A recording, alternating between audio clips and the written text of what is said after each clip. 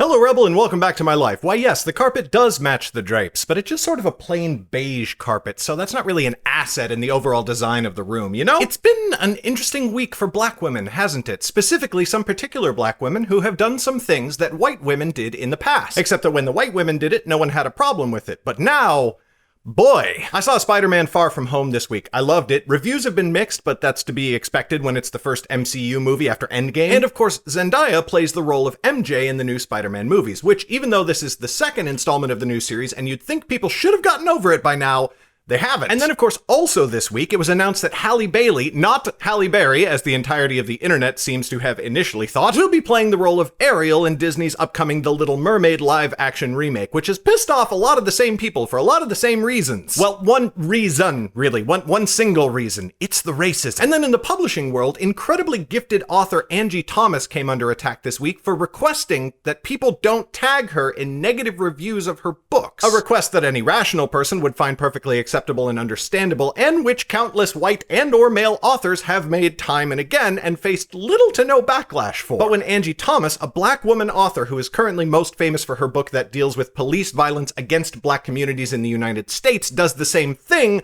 suddenly it's a great big deal. And I don't know, America, I don't like to judge, I don't like to make the conversation uncomfortable, but it kind of seems like you have a problem with black women. On the Angie Thomas thing, look, we've literally had this conversation before. We've hashed it all out. Readers and authors agree. Reviews are for readers. Authors are supposed to be as uninvolved with the review community as possible. Some authors prefer to read none of their reviews, some authors prefer to read only positive reviews, and some authors don't mind reading all their reviews, positive and negative. But in all cases, authors are not obligated to read any reviews, and readers are not obligated to have conversations with authors defending their reviews. And with this comes a corollary rule that if an author requests not to be notified about any reviews, or a reader requests that an author doesn't interact with them about their reviews, those requests have to be respected. Again, we've already talked about this. We all agree. And so when you come in acting like this is new news or some horrible violation of your rights as a reader, you sound really ignorant, and you sound like you've been waiting for a chance to dogpile a successful black woman. And that's not a good look. As for black women being cast as characters that were previously depicted as white, I want to illustrate this issue using a Tumblr post by Time Machine Yeah, which I will link in the description. Say you're at a party and there's 2 bowls full of chocolate raisins to snack on, and you're only allowed to eat from the bowl on the left while your friend is only able to eat from the bowl on the right. If someone takes a couple of raisins out of your bowl on the left, it's essentially impossible to tell the difference because there are so many raisins in that bowl. Whereas if someone adds a couple of raisins to the bowl on the right, that makes a big difference to your friend because there are so few raisins to start with. And if you're complaining because the host took a couple of your raisins and put them in your friend's bowl just to try to make things a little more fair when it's still not even close to equal,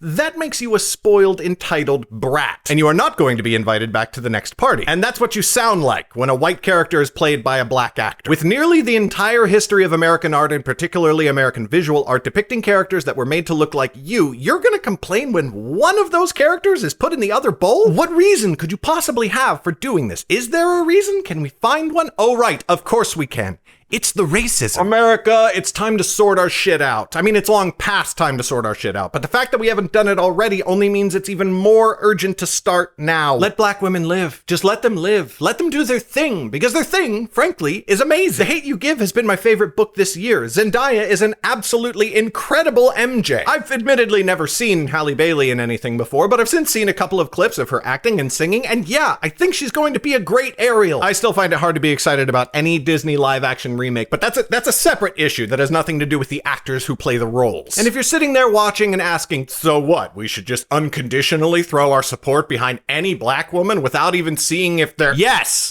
Yes, you should. Because for the entire history of this country, and many other countries as well, the default setting has been in the other direction of doubting and trying to destroy them. So I think we can afford a period of swinging the pendulum in the other direction. Because gods know that everything we've seen so far says they deserve it. That's all I've got for you today, Rebel. On the off chance this is your first time seeing one of my videos, I want to let you know you can pick up a free ebook copy of my book, Nightblade, by joining my email list down below. If you like epic fantasy series with awesome characters, adventure, and magic, it's going to be right up your alley. Thank you so much for watching. Thank you to my patrons, who are scrolling down below my face, for their incredible support, and I will see you next Friday.